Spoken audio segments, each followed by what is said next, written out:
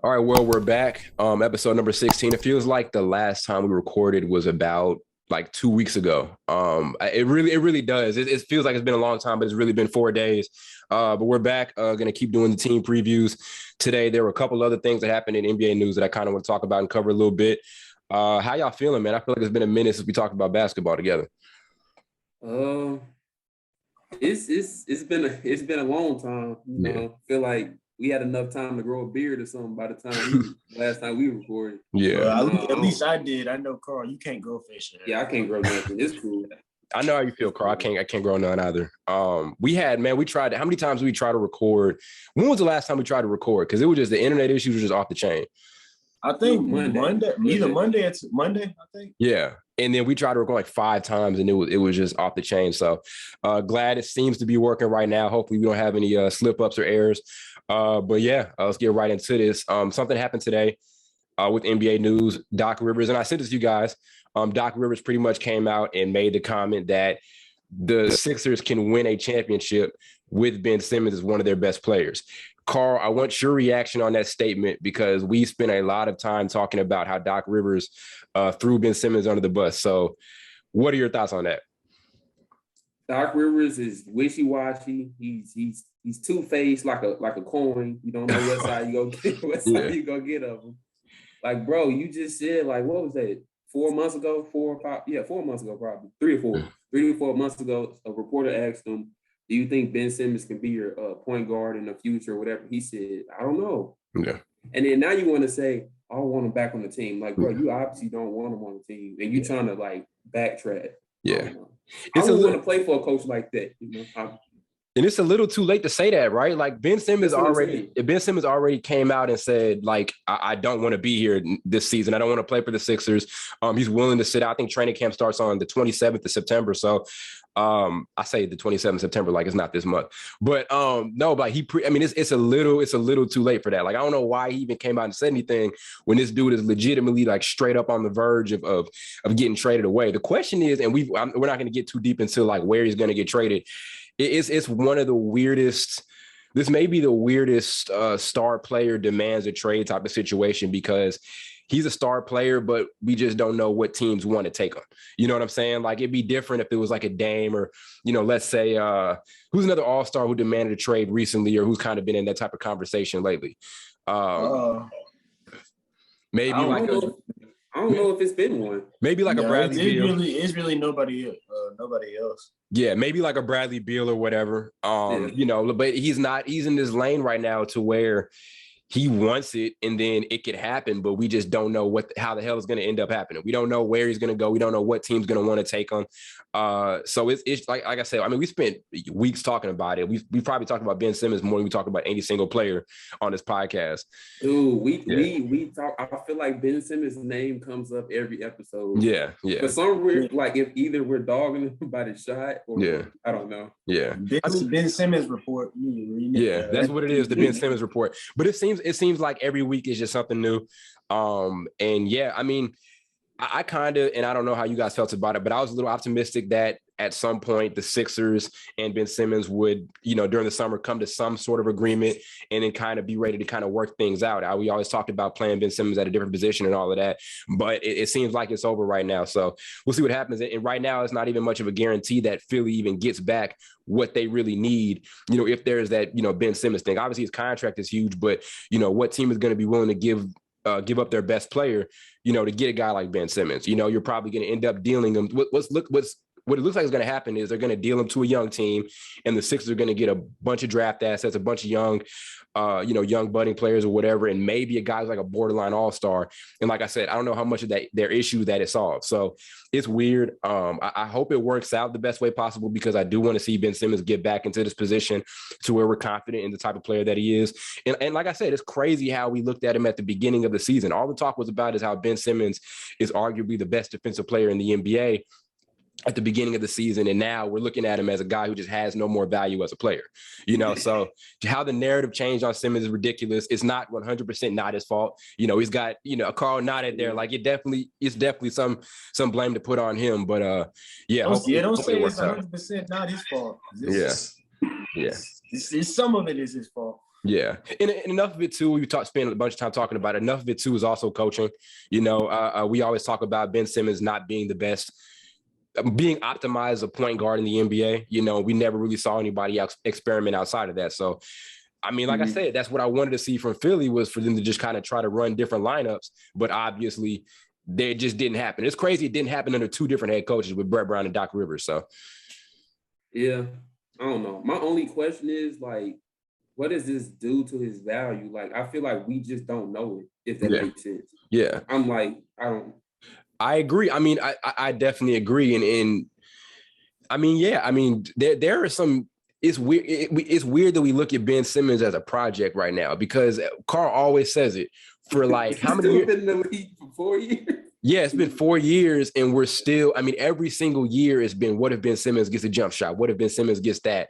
And I mean, he shows us some great stuff in other places. Like we never talked about his defense before this season like we are now, you know, but it's like he's getting better everywhere where we don't really want to see him get better at. Obviously, I'm happy that he's one of the best defensive players in the NBA and arguably the best at that, which is why I don't want to just totally just say he has no value as a player at all. Yeah, I mean, like I said, it's confusing, and that's the reason why a lot of teams won't take him on, especially if you're a contender, you know. And the top contender, I want to get Blake's thoughts on this right now. The top contender that has been talked about as far as getting Ben Simmons outside of Philly is the Warriors. I've seen so many Warriors, Ben Simmons trade rumors. My other friend was sending me a bunch of them today. That fit is super, super weird, and it just never made any sense. Blake, what have you thought about the Warriors and Ben Simmons rumors? Like, were you ever on that train about it, or were you kind of like, it just doesn't make any sense?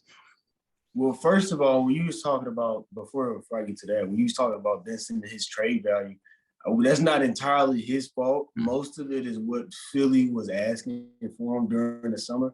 Mm-hmm. I think they was asking for like 2 or 3 first rounders and another all-star.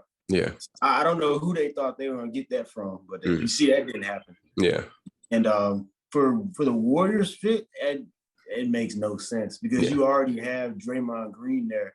Yeah. It's like, what are you going to do? What are you gonna do with those two? Yeah, you can't play them can't play them on the floor together. Bro, all summer, my Instagram feed, I follow a lot of NBA pages. Y'all know that. So my Instagram feed was filled with Ben Simmons trade stuff and Ben Simmons and Warriors jerseys. And it just never, it's one of those like fantasy trades. Cause it seems like every single year the Warriors are in the news to get another all-star. Like, it's been that way. Every year. Every year. Even when they had Kevin Durant, it was like people still think they're going to get another all-star on top of that. Before it was Ben Simmons, it was Bradley Beal, and so on and so forth. So Warriors fans, bro, y'all are good now, man. Y'all don't need nothing else, man. Y'all act like y'all ain't never had nothing before. Yeah. Y'all definitely don't need Ben Simmons. You know, if you already have, they're not as bad as Laker fans. That's true. Lakers fans want everybody too. I mean, and granted, they did get everybody though, but they got what they wanted though. You got to give them credit for that. They made it happen. Yeah, I mean, I didn't want all them. I didn't even see us getting Russell Westbrook. I never even thought about that. I wanted actually Buddy Hield. But no, to go back to y'all point, you was talking about Ben Simmons and like Draymond Green, like they're literally the same player, but Draymond just shoots. Yeah, it's so pointless. That offense would be cluttered like a motherfucker. Yeah, I don't know. Yeah, that doesn't make sense. Yeah. I mean, he barely does. He barely does that. You talking about they go be running. They go be running into each other. Yeah. And also this other side of it is the Philly side. Like, Philly gets back Draymond Green, that's gonna look horrible. You know, this is already a team that was at a total lack of shot creation out there. And I'm gonna give Shake Milton his credit, and I'm going to give Tobias Harris his credit. Those are great shot creators, but those aren't shot creators for a championship level team. What we want to see from Philly is to see them get a championship level shot creator or just a really good shot creator. So when we talk about the Kings trade, the guy we want to see included, it's just not going to end up happening. But the guy we want to see included is De'Aaron Fox in that, or Bradley Beal. You know, there's a bunch of other, Philadelphia 76ers trade situations to where we're going to get back a shot creator. Why the hell would Daryl Morey want to bring back Draymond Green, who, I mean, I'm gonna give him credit for his defense, but offensively, he just hasn't been the player that he was like back in 2016. So, yeah, I mean, it's like I said, it's weird.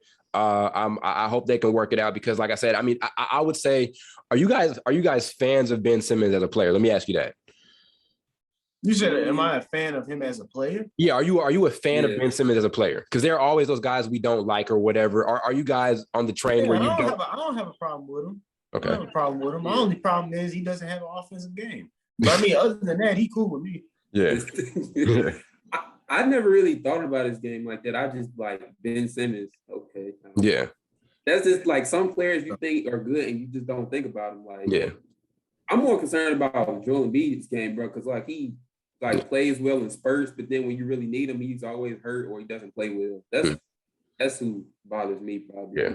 So you just don't think much of him right now. I mean, me, not really. Yeah. No, I mean, me, I'm so like, I say this all the time, like every episode. I talk about defense a lot, and I'm a big fan.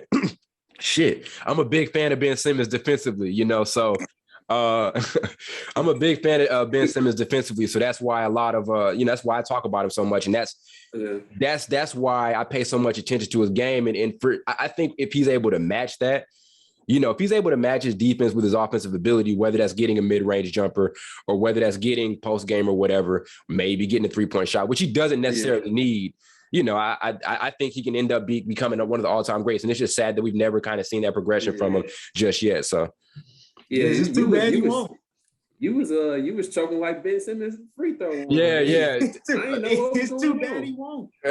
Yeah, but I don't know, bro.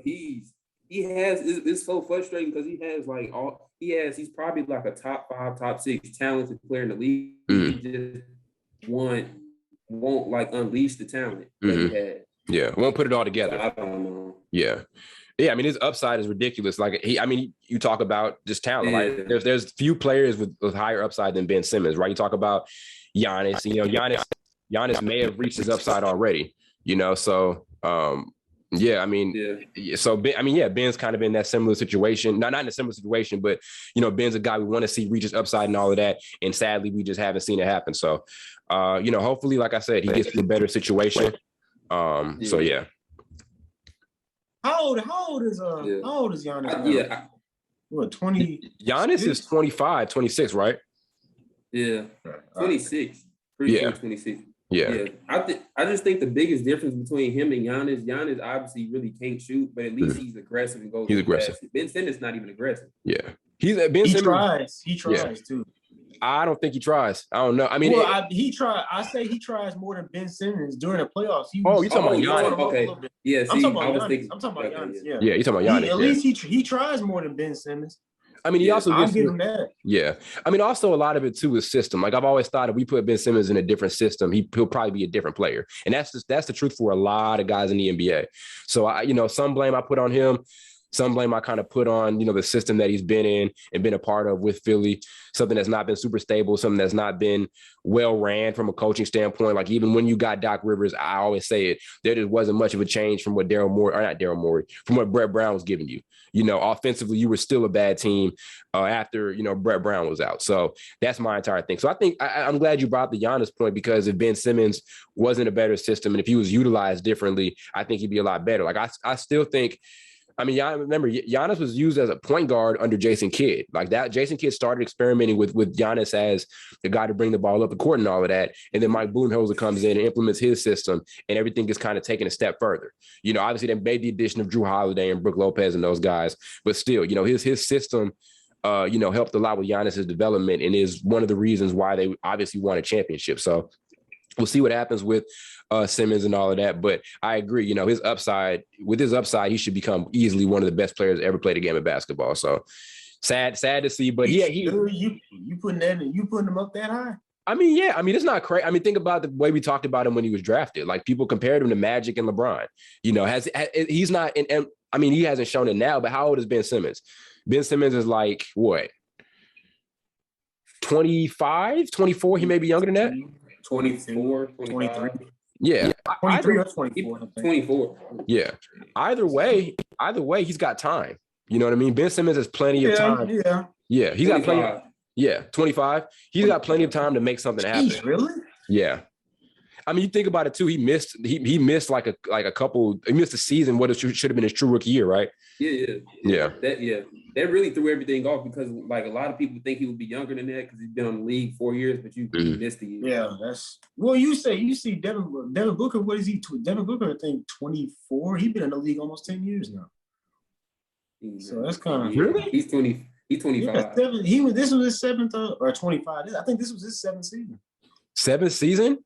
6 or 7. Yeah. Let me look. Dang, is that right? Let me look that up. I think it's his 6, if I'm sure. It's really his 6. That still is almost 10 years. Damn. 2015. Yeah, you're right. He has been in the league for a minute. So, yeah, I mean, like I said, Simmons has plenty of time to make something happen. And I think a change of scenery mean the most for him. And I think he even knows that, too. That's why he wants to get the hell up out of there. So, yeah, hopefully something can happen. But shout out to Ben Simmons, and hopefully Daryl Morey and the Sixers are able to find something that suits both parties. That's what you have to look at when it comes to the trades. We always talk about just Simmons' side of it. Philly needs to get something in return because they don't want to just give up on this Joel Embiid thing. They don't want to waste Joel Embiid's prime years. You know, you lose Ben Simmons and you get back a bunch of young assets. To me, you're just going to run down the prime of Joel Embiid and nothing's going to come of it. He's probably not going to end up getting a ring because he's like this older, super old vet. You know, we don't want to see that from him, from a guy that many people consider can become one of the best bigs ever. So, yeah, for sure. I just want to ask, do you think for like Joel, because people like dudes his size are like 7 feet and like 200 and what is he like, probably 70 pounds? 80, I think 280. Okay, 280. They just don't last that long, bro. Yeah. Like they're so big, they always have knee injuries. Yeah. So I don't even know if he's the right person to build around. I know that sounds crazy. Unless he's like dropped some pounds, I think he can get a little bit leaner. Because he always gets hurt though, like every year. Yeah. Because even last year, it was MVP caliber season from him. And if Carl always says that if he would have stayed healthy, he probably would have won, you know, but he did miss that chunk of time. Right. But I mean, even so, like to your point, the reason, you know, when you bring up the injury thing, it's like, yeah, I mean, you have a guy who's not super durable. Right. We've wasted the last 3 years post rebuild, you know, and nothing's been happening. We got to the playoffs, gotten bounced out of the playoffs, literally after, you know, referring to Kawhi Leonard's shot, you know. So I mean, yeah, we don't. Hopefully his prime doesn't get wasted. I'm not going to say how many years left he has in his prime. I don't even think he's reached his full potential, and we just saw him have an MVP caliber year. But you know, I hope they're able to get the best pieces back possible. And it's kind of weird, especially when we're looking at contenders not willing to take you know, Ben Simmons back. You know, I can't think of a contender right now that'll give up a star guy to bring back Ben Simmons. We talk about that all the time. So we'll see what happens, man. We'll see what happens. Any other thoughts on any other thoughts on Ben? More power to him. Yeah. Yeah, just keep shooting that shot, boy. Yeah. Shoot some, bro. Even if it don't go in, which it won't.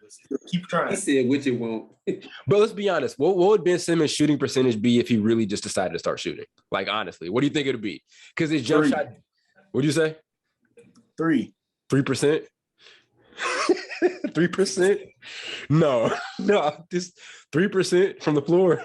No, probably I'd give him like 20. He might as well not shoot it. But Blake, that's the thing about it is we literally, like, it's tough to predict what that line is going to be because we have literally nothing to like. When you make predictions, you have something to base your prediction off of. Mm-hmm. We have nothing to base our prediction off of. He's taking. You got 4 or 5 years full of zeros. It's kind of hard to make a prediction about it. How many threes is he averaging? Like 2 threes a season or something like that? No, I don't know. I think one, because the last time I remember him actually taking one was like 2 years ago. Not average. What was this? I wonder what his totals are over the per year. That's what I kind of mean. Oh, it's like if you look up his 3-point average, it's like a 10th of an average. Yeah, it's not true. It's not true. A 10th of an average. 0.1. Yeah. But no, I mean, it's tough to, I said it because it was, I asked the question because it was a challenge because like I said, you just have nothing to run off of with him. You have nothing. Like you have no prior year statistics. So, I mean, anything, so we'll see what happens. Like I said, I think all of it is confidence because the jump shot doesn't look bad. There's a small hitch, but you can fix it. I think it's all confidence. And Carl talks about that all the time. We talk about that all the time as a group. So hope he's able to get it cleaned up. But I'm rooting for Ben Simmons. I'm team Simmons all the way. Yeah. For sure, though. it's just the like when you was mentioning defense. I told you the other day. I said defense can only take you so far if you don't have offense. Like Very sooner true. or later, that defense is just going to be like, and you're going to be a liability. We've seen guys who you just can't. You have to literally watch how you sub them out in the fourth quarter. Like, okay, we'll let you guard the best guy on their last possession. Then on our last shot, we have to take you out the game because you're just going to be sitting out there doing nothing, right? Mm-hmm. Derrick Jones Jr., sometimes like a Tony Allen, who we always look at as one of the elite defenders of all time, but you weren't going to be. Roberson. Perfect example. Example. Oh God, yeah. And Andre Roberson is one of the best defensive players in the entire league, but you cannot play. I mean, no one's picking him up right now at all, so. And he's, like I said, he's one of the best defensive players to play not to play the game, but right now, and no one's signing him. So, that's a very, very good point. Defense is only going to take you so many places. You have to find something to kind of match it. And like I said, whether it's a 3-point shot, it can be post game, it can be mid range game. Just show some progression offensively. Just show some. That's all we need from you, Ben. That's all we need. As I said, shout out to Ben. Shout out to Doc Rivers. I give him crap all the time, but I love Rivers. Carlton Blake said no. No, they need to get that man out of that. He fake. I don't like Doc. Doc Rivers fake. Think he's fake? Yeah, he fake. He ain't gonna take them to the promised land. He need to stop getting. I don't know. They keep giving him these coaching jobs. He don't keep him more than 2 years. Yeah, take you to the junkyard. That's what he's gonna take you. How long is Rivers? How long was Rivers the coach of the Clippers? He came in 2014. 5. Yep. Yeah. 5, yeah, I think so. Yeah. He's so stubborn, bro. He don't want to change the system, bro. Like that. I don't want to sound like stupid, but that shit don't work no more. It's not 2008. Yeah. I mean, yeah, and I can't say they haven't put great teams around them because they have. You know what I mean? Like that Clippers. And I'm not going to put all the blame on him, right? Paul George did shoot off the side of the backboard, but these were well built. When you look back at it in hindsight, even when earlier Clippers days with Chris Paul and Blake Griffin and those guys, just nothing happened. You think about the talent Rivers has had over the last 10 years, just nothing out of it. So hopefully he's able to get something going, man. But there's just Even before that, he coached Tracy McGrady, bro. He did. Like people don't. Yeah. Oh man, I mean, he's probably had. In Orlando or Orlando. Yeah, he gave over 3-1 lead then too. Yep. He's got a lot of. He's coached a lot of super high level, elite level players over the course of his career. Hopefully they can work something out. Let's get into our team previews. Today I was pretty excited to talk about a team that doesn't get a lot of attention when we talk about young talent or developing talent, and that's the Spurs. They're in a situation to where I feel like, and y'all can tell me if y'all disagree with this, they're in a situation where I feel like they're still trying to find their identity post Tim Duncan. Tim Duncan retired, 2015, right? 16. And this team is still kind of trying to find their way. There was the Kawhi Leonard thing, and obviously that didn't work out, right? He ended up basically wanting out, and rightfully so. I don't think. I mean, look at. I mean, I can't say look at what he's been able to do after that. No, he won a championship right after that. Yeah, you can say that. Yeah, I'm like, he won. What you mean? Yeah, almost forgot. But no, still, this team is still trying to kind of find their identity. But we haven't really given them credit for how they've drafted. You talk about Dejounte Murray, and we always talk about he's a guy that a lot of people are optimistic about with his ability to defend and play make. Last year, he showed a lot of great stuff as like a pull-up jump shooter. Derrick White as well. He was injured for a good part of last season. But he's a guy who can defend at a high level as well. Solid playmaker, nice scorer from his spot. Lonnie Walker, who was great, amazing last season. I think he almost shot 40% from three if he didn't.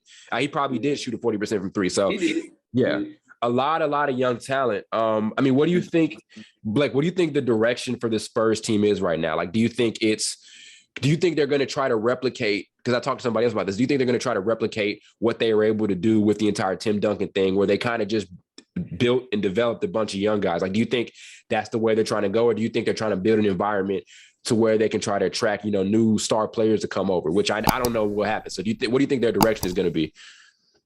Well, when you say like star players, we're talking about market-wise.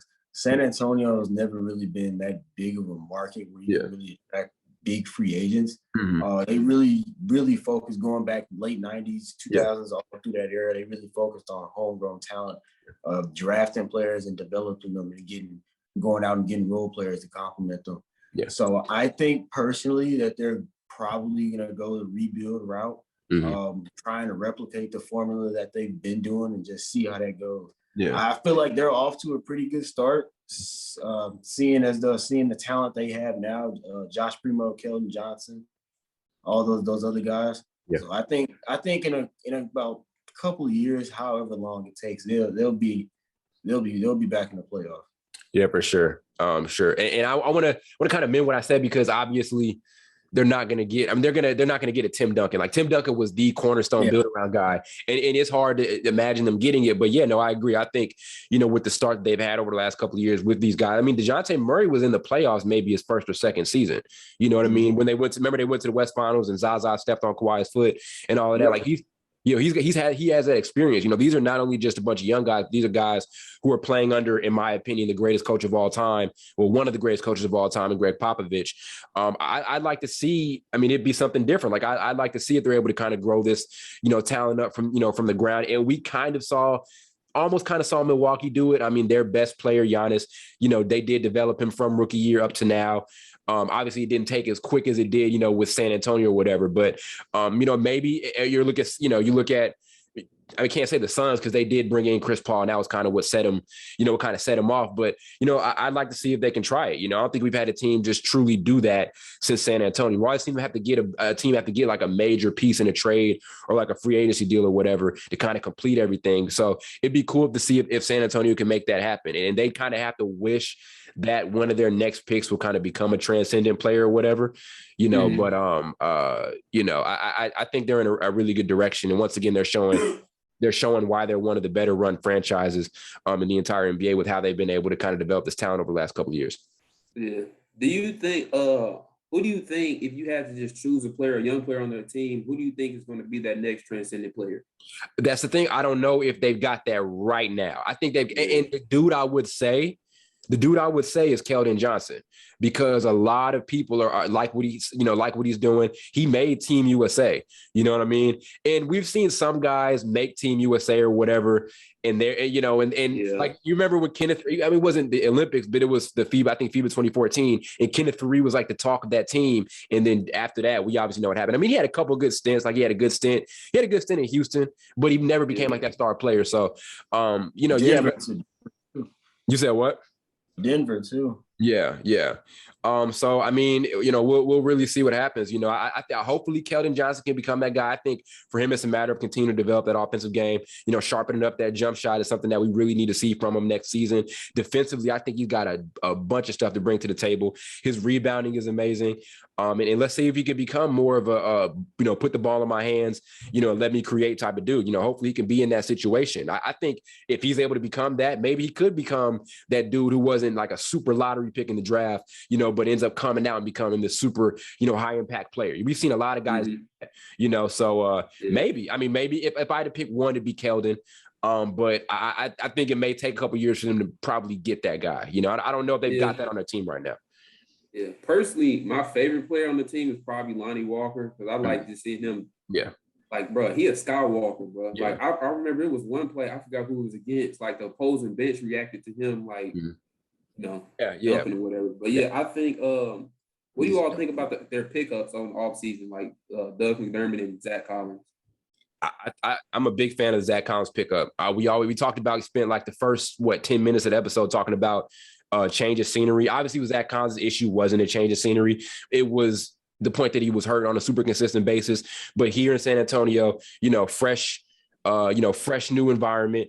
A team, as I said, who's gonna play him. He's gonna get important minutes. And granted, when he was important, he did get important minutes too. Like, he played in those playoff series. He played in that playoff series against OKC and all of that. So I think, for him, it's a great, spot for him to develop. A big who can knock down shots off the catch, off a pick and pop. I think he can become a solid playmaker out of the fourth position. And his defense is something that a lot of people don't really talk about. And I think this is a great environment for him to kind of be able to, maybe spark something for his career. We always knew about his potential, but, he's never really been able to put it on full display just yet. You know, when he came out of college a little early. I remember Carl, I don't know if you remember this. I remember Carl saying he came out too early.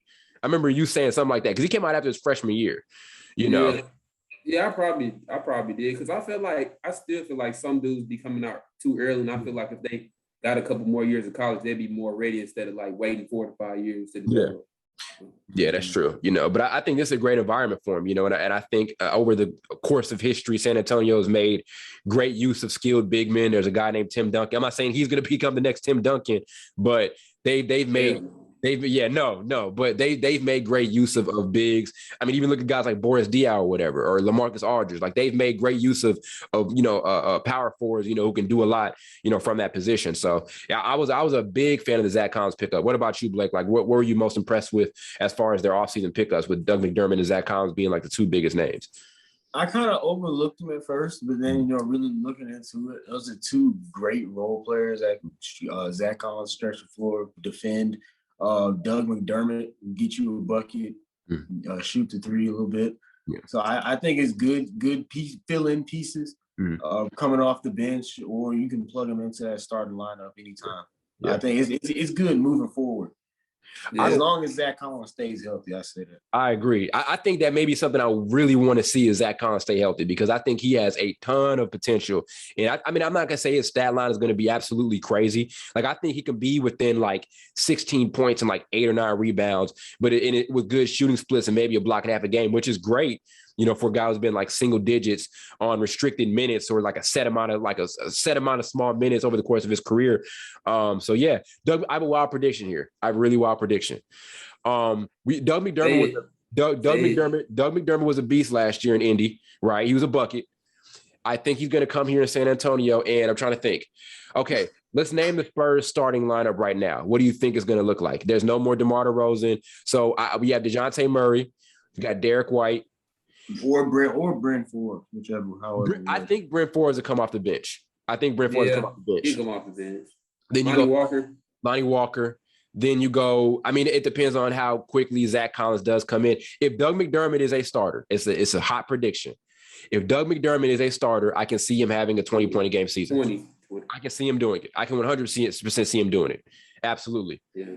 I mean, yeah, because he averaged like 14 last year with a team that really didn't like give him the ball as much as probably, dude that was shooting at 40% from three. Yeah. The team would give. He was off the dribble too. Yeah.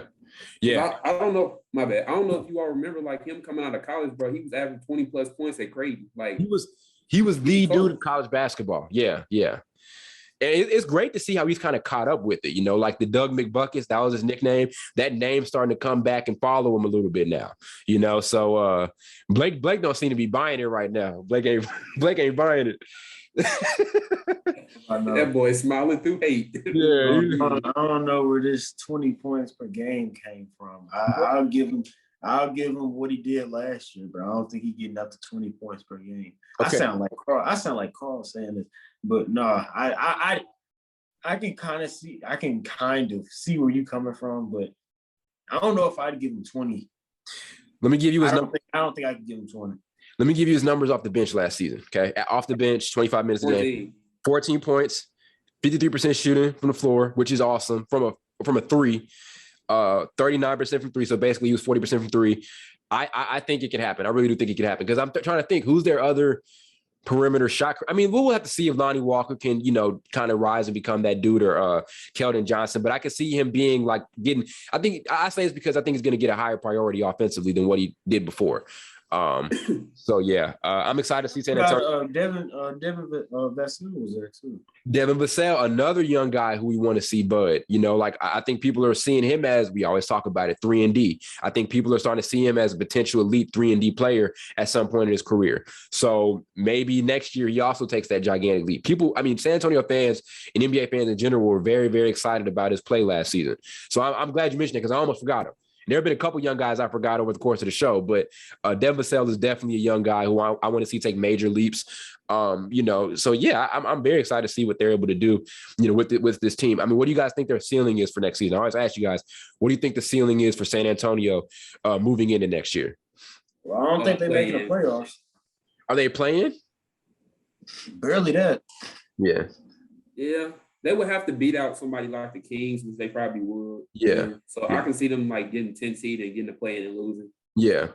And which is, I mean, when you look at it all in hindsight, we can be as excited about their young talent as possible. But in hindsight, like they have been getting bounced out of the play-in. Like, I mean, if they do next year, it'll be 3 straight years, right? They got bounced in the bubble. They got bounced last season. Who bounced them in the play-in last season? Was it Indiana? No, this is Spurs. Oh. Who bounced the Spurs? Yeah, I'm tripping. I said Indiana. That's the Grizzlies. Okay, right? Yeah. So they've been bouncing the play in the last couple of years. So in hindsight, it's going to look pretty rough. But like I said, they're still really trying to find themselves. I hope Greg Popovich stays throughout this rebuild too. I really do. He out. He out, bro. You think he's out? The reason I said Indiana is because of Doug McDermott. That threw me off. Right. But I don't know if he's staying, bro. Pop, he just be looking so frustrated with them dudes. I swear. Yeah, I mean, but I don't know. I think he will. I think it's also the point that he is his first time coaching Team USA. I think he's going to make that a continuous thing. You know, first time being the head coach of the Olympics or whatever. I give him another 3 or 4 years. I hope he does too, because he's one of my favorite coaches ever. He's in his 70s now. Yeah, he's starting to look like a mix between God and Jesus. So he might. Yeah, doing that all that hair on his thing. Yeah. Shout out to Greg Popovich, man. But hopefully the Spurs are able to make something happen. I'm a big fan. Joke. Yeah, I'm a big fan. I'm a big fan of the guys that they brought in and the guys they already had. And like I said, most notable thing for me is the pickup of Zach Collins. I think this is going to be a great situation for him this season. So, yeah, if he's able to stay healthy, as Blake mentioned. Another team on our radar, we spent a little bit of time talking about them. I've kind of changed my tune on them a little bit, is the Celtics. And I think, and you guys can react to this, I think we can see a season from the Celtics where I think they can make something happen this year outside of just being a first round and out or second round and out team. Hear me out. Well, what's your definition of make something happen? East Finals? No. I think this team can compete with. I think they can legitimately compete with anybody right now besides the Nets, a healthy Nets team. Can they compete with Milwaukee? Yes, I think so. I think they can give Milwaukee a series because you think about the additions they made. I think the addition they made, which no one has been talking about, is bringing back Al Horford. Al Horford is one of the model guys when it comes to being able to defend players like Giannis or players like Joel Embiid and all of that. He's going to anchor that defense. And this is a team that was okay defensively last year. Their pickup of him and their pickup of Josh Richardson as well. You know, this team is going to be absolutely lethal on the defensive end. And offensively, I mean, Dennis Shroeder isn't all that, but he does give you a boost as a guy who can potentially come off the bench and give you double-digit scoring. We talked about last season a lot with this team. They didn't really have that guy to come off the reserves and, you know, give them consistent offense when Tatum or Brown wasn't in the game. You know, and like I said, it's a change of scenery, as we always mentioned. So him being in a different situation than what he was in LA, which was a disappointing year, I think being in Boston does a lot for him, you know, to where he's kind of has his role as being somewhat of like a mentor, not totally, but something like that. But I'm a fan of this team for sure. I think they made the right moves.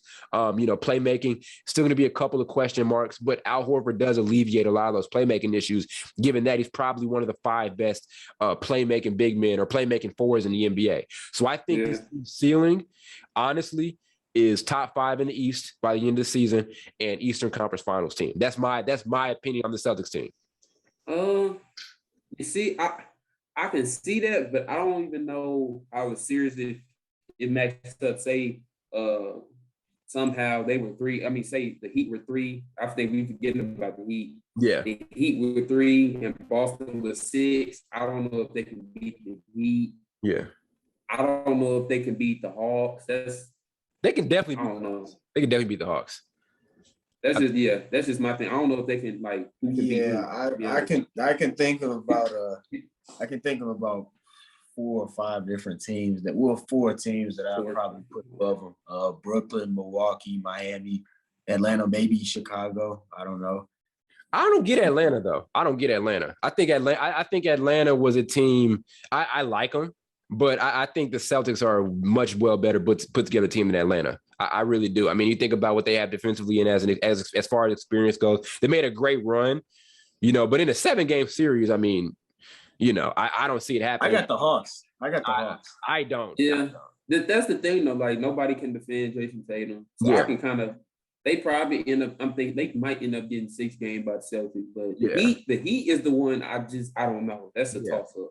That'll be a hell of a series. But I think what I'm saying is not a lock they'll do it, but I'm saying, like, Boston isn't tiers below any of those teams you mentioned. They're probably they're a tier below the Nets and nobody else. That's what I think. I think they're a tier below the Nets right now, but they're as good to me as any other team right now in the East. Maybe they'll say the Bucks, the Nets are the top tier in the East. The Celtics are right there, right under them, in my opinion, with the additions that they made.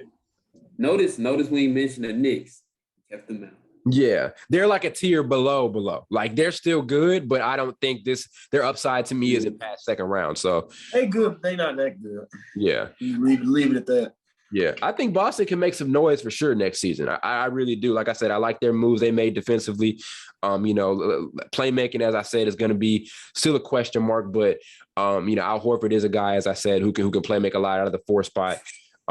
So yeah, I think they'll be pretty damn solid. What do you guys? What's one thing you guys want to see the most from the Celtics last season, this upcoming season? And it could be literally anything. It could be we want them to be a better offensive team or defensive team or whatever. But what's just something you guys want to see from the Celtics team, moving into next season that we just didn't see last year? I'm getting tired of all that ISO ball. Yeah. Pass the ball to somebody. How can they not? How can they not play it when they don't have no playmaker? That's another problem. Yeah, they don't want to address the issues they have. They just want to put a Band-Aid over it. Like you got a crack in a pipe. It's like you got a crack in a pipe. You're just putting a piece of tape over it. But you don't think the pickup of Al Horford does anything for them playmaking wise? No, it's hard. He's one of the best playmaker fours in the NBA. Yeah, he can. He's at that. You gonna run your offense through Al Horford? I mean, you can run a lot of offensive plays through him. They've done it before and they've been successful. I'm not talking about play. I'm just talking about in general. I know you're not running it through Schroeder. You're not running. I'm not saying run your offense through Al Horford. I'm saying he can alleviate your play. You're running your offense through your best player. But I'm saying I meant passing. I meant playmaking wise, not like scoring. I meant playmaking. You can I get what he said. You can definitely sometimes run occasionally. He's not saying all the time. Occasionally run it through Al Horford because he is a big man that can average 5 assists. That's a lot. Yeah, I mean occasionally, but that's what he said. I don't know if I'm saying that. I may not be saying it right, but I get what you're saying, but I'm saying like I wanted to see them with like that true passing guard because they're top heavy. They too top heavy. They got too much scoring, too much of it. And I think Carl mentioned it too, that they dropped the ball on Lonzo. I mean, I don't know how much, like I said, I don't know how much of a stab they really took at him, but he could have, he could have done a lot for him as far as playmaking and defense goes. Like, I mean, let's say somehow Josh Richardson doesn't end up going there. Like, okay, we got Lonzo. Defensively, we get a lot of stuff too. We can forget he's a great defensive player as well as playmaker and all of that. So, yeah. John Wall, maybe. John Wall, I mean, that's still on the table, but it's going to be weird. It's going to be weird seeing how the contracts match up and, what guys they end up giving away. Because that's a lot of money. That's a lot of money to make up. Yeah. Yeah, because Jaylen Brown was like making near 30. Jayson Tatum was like near 40. That's You're either going to empty out your bench or give up one of your 2 best players to get him. Because that's a lot of money he's making. So Marcus Smart gone. Yeah, Smart to be out. I mean that's not. I mean, compared to John Wall, I don't know how much of. I think it balances out, but still, you're going to give up a lot to get John Wall back. But I agree. I think Al Horford alleviates some of their playmaking issues, but not. But I think they're relatively a better playmaking team than what they were last season. I'll say that much. Yeah. And Also, Peyton Pritchard too. Like, I mean, with him getting more time in the lineup or whatever, I think he'll help out from that standpoint as well. Like he's in his second year, and that we've seen guys make that major leap. As far as being a mature point guard from year 1 to year 2. So, that could be a thing you can throw in there as well to consider. So, yeah. I got what you're saying. Though, like like Al Horford's always been the type of big that you can throw it to him like at the top of the key and he can figure out a way to get a guy open going to the basket. Yeah, the stuff. Yeah, I know what you're saying. Because I didn't see him do his whole career. And I think also too, like just offensive versatility. Now they can do so many different. Just having Al Horford, they can do so many different things offensively that they didn't do before. Where they didn't really have. They didn't have that versatility out of the power forward spot last season. When you have a versatile four, the amount of things you can do are ridiculous. So, and also like the new head coaching change too, like just under a new system, under Ime Udoka, that can do a lot for your team. So I'm excited to see what they're able to do, man. I really am. Like I said, I'm very, very excited to watch them. I think this would be a good year for Celtics fans if they're able to stay healthy. But to me, that they did. I think that we talk about them not doing anything in the offseason, but to me, at the end of the day, when I look at everything, I think they did. I think they put much better pieces around their two best guys than what they did last season, for sure. They definitely upgraded. They did enough. They did enough. Yeah. Didn't Al Horford play for the 76ers last year? No, he played for the Thunder, but I think he played for the Thunder. He quote unquote he quote unquote played. So he was hurt. Yeah, they shut him down actually. They shut him down. Did he go from the 76ers to the Thunder? Am I tripping? Yes. Yeah. I think the 76ers traded him. I think so too. Yeah. He didn't get bought out, did he? No. They traded him. That's why I was. They traded him. That's why I was. No, I don't know if he would have willingly went to. Let me stop. Yeah, true. But I think that. Yeah. He did, right. Yeah, I got you. He definitely didn't get bought out. But yeah, hopefully the Celtics can make something happen. I'm excited to see him play. I think it's going to be a very, very good team, and I think this is going to be probably the best team they had maybe since that first year with Kyrie. We always forget about that first year with Kyrie. They give Kyrie a lot of crap, but that first season he was there, they went on like an 18-game win streak, and they did manage to get to the Eastern Conference Finals, when Kyrie was hurt. So they've Celtics fans have had something to be happy about the last couple of years, but it's just a matter of making it all happen. This is a franchise that's used to winning championships. Now they've got to kind of put their money where their mouth is and just make something happen. So, I definitely agree with you guys on that. But I may be more optimistic and excited about this team than what you guys are. But I'm excited to see him play. Yeah. I know who I'm excited about. This team we're going to talk about next. Who is that team, Blake? Bring them in for us. The Rockets. Oh, it's the Rockets. Talk about your team, Blake. Talk about it. So moving on from the James Harden era, bringing in new draft picks, Jalen Green, I'm not going to attempt to say his last name, Usman, Alperen Sengun, my personal favorite, Josh Christopher. Yeah. For me, I think this team, one thing I don't like, I think the direction they're moving in, what I don't want them to do is going back into that ISO ball offense. Mm-hmm. Because if you look at Kevin Porter Jr., he's not really the playmaker where you want him to be playmaking wise right now. Yeah. Jalen Green, he's definitely isolation all day. So I don't want them to go back into that how they were under Mike D'Antoni. I kind of want them to kind of round it out a little bit, just get a good amount. Yeah, I can hope. Kind of get just a good sample of everything, but I think they're moving in the right direction. I know they will. When they trade John Wall, hopefully they can get either some good picks or another all-star or a young player. Yeah, get you a veteran. Yeah. Look, somebody. You already got Eric Gordon, Daniel Tice, nice bench piece. Yeah, a couple other places. So you may be looking at they play their cards right. You may be looking at a little play-in spot or something. I agree that I agree. I agree with the points you made, and we talked about this when we talked about the Rockets a couple of episodes ago. Look how fast they're. I mean, like what did we say? The Houston did like 3 did a 4-year rebuild in one draft. Yes, I mean 100%. And I mean even not just the draft, but that Harden trade, or not even the Harden trade. The Kevin Porter, whatever that was, you know what I mean? Like, I mean, think about that. So you have got to give them credit for what they've been able to do immediately after losing one of the best players ever played this game. Teams know they're going to go right into rebuild, and it takes them years and years to build up that draft capital or whatever. And Houston's got it, right? You get number 2 pick in Jalen Green, who showed a ton of amazing stuff on both ends.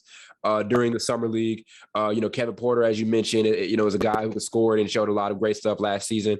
When he was in Houston. Christian Wood is a name. I mean, he's not really much of a young guy, but he's a young guy. Still kind of young. Yeah, he's a young guy to the common NBA fan. So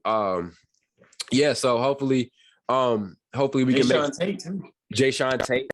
Yeah, Jayson Tate is a guy we don't really talk about a ton. Yeah, we never really spent a bunch of time talking about Jayson Tate, So, man, I think that's the most impressive thing is how they've done this entire rebuild thing in pretty much just the summer. And even to your point about the ISO ball stuff, they've got time to kind of screw around a bit. You know what I mean? Like I think they've got time to and just try to figure out what works for everybody. But I think I do agree with you. I do want to see Kevin Porter, make those big moves, as far as playmaking goes, for sure. I think if you're going to be the starting point guard, which I didn't know he could be that, but if you're going to be the starting point guard, we got to see some great stuff from you from a playmaking standpoint. And he showed some potential with it last year. So, yeah, I'm excited for Houston. I don't know about playoffs or play-in, but I'm excited for him. What about you, Carl? My biggest concern about the team is just it's going to be like offensive heavy and no defense. Yeah. I feel like they're just because they're young too. They're except the exception of Christian Woods and like Eric Gordon and it's like a couple other players. But besides it, I feel like since they're young, they're just going to be thinking, "Oh, let's score 120 but play no defense." But don't they have room? I think they got room to screw around with that, though. That's my only thing. I mean, it's no rush. They do, but I'm like, when you play, I don't get it because when you I don't know. It's just me. When you playing basketball, you don't want another person to score on you. That should be like, and people don't take that serious no more. Even that's a good point. Even with the tanking thing, I kind of wonder. Cause what I thought you were gonna say was when dudes are out there, they just want to win. Like nobody's thinking about. We're gonna be bad for a couple of years. We're just gonna go tank this game out. Like no, they're thinking to go. That's a good point. That's a very good point. But I mean, I don't think Houston. I mean, do you think we think? I mean, no. Blake thinks they can be a playing team, and I don't know what you think about it, Carl. But do you think Houston? Yeah, I don't think so either. But do you think? You know what Carl gonna say? Man, I got the eyes of the Wizards having a better record than the Rockets. Yeah, we're just a better team. We're just a better team, bro. Bro. They're better. That's a young team with like 20-year-olds, 19-year-olds just coming. Yeah. We'll see once the season starts. He a fake fan of people anyway. He just like a couple players from the team. Oh and he my think God, he's a fan. dude. So is Blake overhyping the Rockets? Is what we're saying? Yeah. I'm you know what though, but they have enough talent for him to be really excited about him, but I mean, like I said, do you think Houston wants to do you think Houston's aiming for the playoffs? Or are they aiming? What do you think their aim is right now? I don't think, but I think they have a chance to accidentally kind of sneak into that playing spot. I just can't say they're going to be a play-in or playoff or like 8-10 seed. I have to see them play first. I have never even seen them play. Yeah, and I mean, in the West, there are teams with like older guys. I take the Pelicans over them in the play-in. You know what I mean? I definitely would. So, I mean, I'm excited. Spurs too. Spurs, yeah. Like I'm excited to see what they do, but I don't know if I'm ready for playoff play-in just yet. And like I said, I'm not looking for this. You guys mentioned their defense. I'm not looking for this team to be super, super impressive as like a two-way team or whatever. I think, and I think they could, I mean, also too, I think they could show some solid stuff defensively with the bodies they have. Tyson's a very solid defender from the four. Jayson Tate is a good defender. Christian Wood is a good defender. Jalen Green, let's see what he's able to do. As I said, he shows some spurts of being a great defender in his summer league stuff. Maybe let's see if he can bring it into this season. So yeah, I mean, I'm excited to see what they do, bro. But I don't know if I'm expecting a world from them right now. I'm expecting them to be fun to watch, but not really expecting them to really win or anything. So, yeah. Yeah. I don't know. We'll see. See, this is what Blake don't think. I know what you're doing, Blake. This is what you do. You have two teams, right? So if one of them lose, you can hold them to the other one. Yeah. They still in the playoffs. That's what you're doing. Yeah. It's cool, though. Yeah. That's not what I do. I believe this is literally the only sport where I have two teams because I genuinely with the football, you got the Rams and the Cardinals, brother. No, I don't. I told you I just like Kyler Murray. You called Kyler Murray the MVP the other day, actually, too. That's what I'm saying. He's not even a real Rams fan, bro. He rooting more for Kyler Murray than he for the Rams. Yeah. I mean, I You give like sound like you taking that a little too personal, Carl. I don't want to make you cry. I don't want to make you cry. My bad. You know it. Nah. Yeah, no, I think bringing it back in, man, I think Houston's going to be pretty solid. And even if they don't make something happen next year, worst case scenario, Houston gets another freaking lottery pick. That's worst case scenario. You know what I mean? And I think they're a weird young team that has enough talent. Like if I'm a vet and I'm looking for a new situation, they could be the first young team to make to get like a vet contend, like a vet all-star player. Be like a non-contender, and he'll want to go there to play with the young guys. I can see that happening because they have a lot of dogs on that team, you know. So, yeah, man. Yeah. I mean, those were our team previews, and that's what we got for y'all. Don't forget to like and subscribe if you're listening on or watching on YouTube, and download us if you're listening on Apple Pods and Spotify. We'll be back on Monday morning. For episode 17? I got one thing. Please follow Instagram. Yes. We've been doing a little better. Yeah. We need to get back to what we were at one point. So and Twitter. It's gonna be posted. Yep. Twitter too. Twitter, yep. And subscribe. I know y'all got Twitters. I know y'all be on it. I see when y'all liking stuff. I see it. Retweeting. But yeah, and also subscribe on YouTube. We're at 136 on YouTube right now, right? Our next big goal is 140. We'll get that. But we want to get 200, I think, by December. So help us out there, y'all. And download the episode as well. But thanks for watching, and we'll see y'all next time. Peace.